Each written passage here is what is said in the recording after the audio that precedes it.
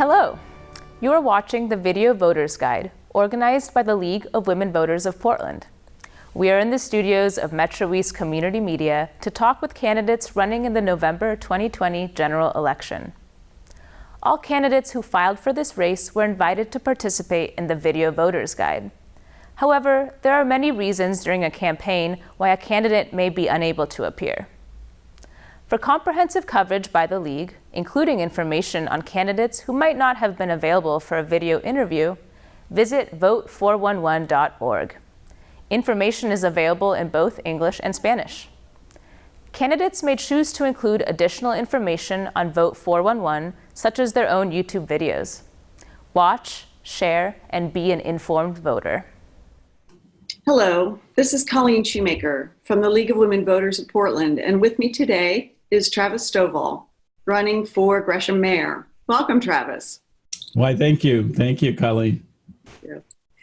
Please tell us a little about yourself and why you're running for this office and what unique characteristics you have among all candidates for this office. Oh, excellent. That's a great question. So I'm a Gresham area business owner and a community collaborator who I've been on the front lines here in Gresham for a long time, for the last 14 years that I've lived here. And now I'm running for mayor. And the city of Gresham is a phenomenal city. I love living here.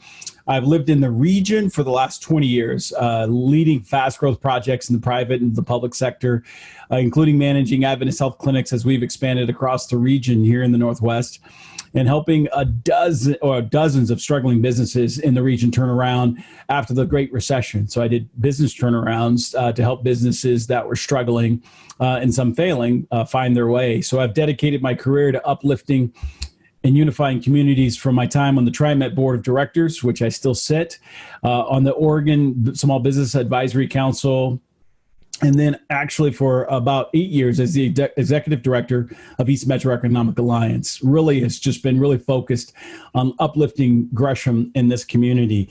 And I think one of the most interesting characteristics that I bring to this mayoral race is the fact that I would be Gresham's first Black mayor, actually the first in the entire metropolitan region.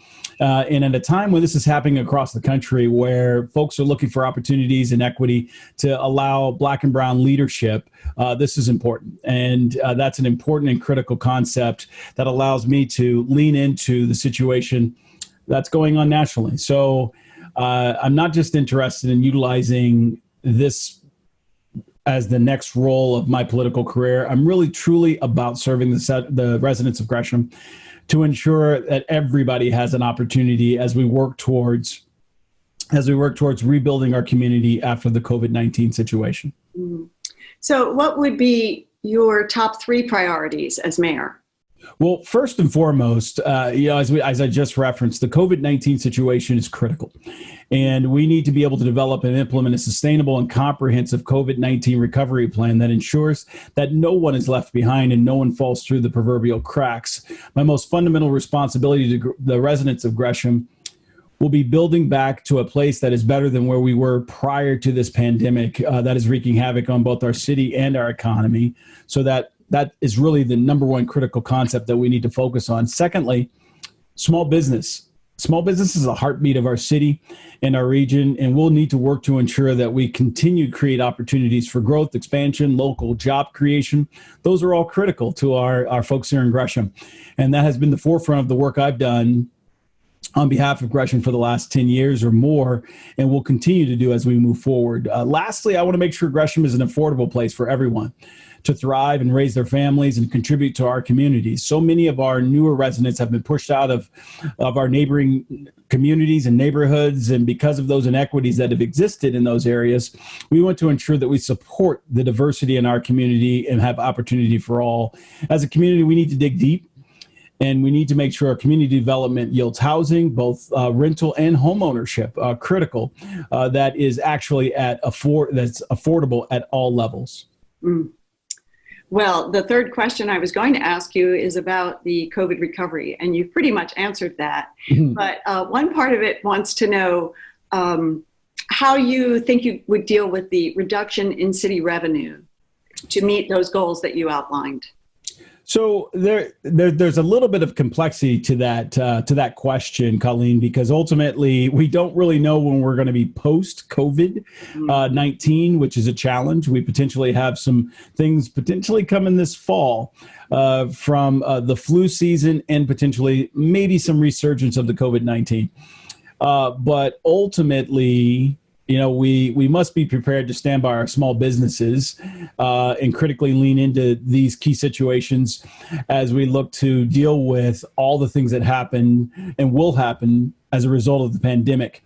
First and foremost, also, we've got to ensure that the additional state and federal funding is made available. That's a critical component. So we've got to advocate for the additional resources that may be available at the federal and the state level to ensure that we're able to support our citizens, our residents, and our businesses here in the city, because we're facing something that's we've not faced in modern times, at least in some of our lifetimes. And so we've got to lean into this differently and make sure that we're leveraging those higher opportunities of resources from the different types of both federal and state, so that nothing falls through the cracks. None of our neighbors or our friends experience more of this COVID-19 fallout than what we've already experienced. Okay, thank you. We have about 2 minutes left, I believe. So I'd like to ask, how would you address the public's significant concerns about police-community relations and the use of deadly force and officer accountability? So yeah, there's no one size fits all for any problem, and especially not the improvements we need to make with our public safety. Public safety is first and foremost. I'm not a police defunder. We don't need to be looking at defunding the police. We need to be listening to our community and ensure that we're actually just building safe communities and holding our public safety folks accountable to the things that our community is really interested in: responsiveness, accountability, values, and standards that we set for our city.